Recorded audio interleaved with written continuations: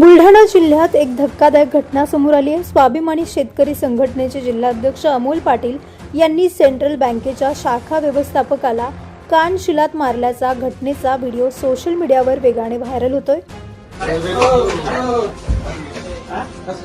मारून आले कसं काय म्हणते? कसं काय मारवाल तुम्ही? तुले किती गंजा तुम्ही तू बाजूला सरक तुले तू कोणा बापा नोकरस तू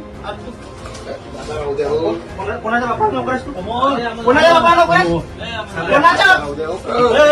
कोणाचा मेळा असता तू कोणाचा बापा नोकरस चल भाई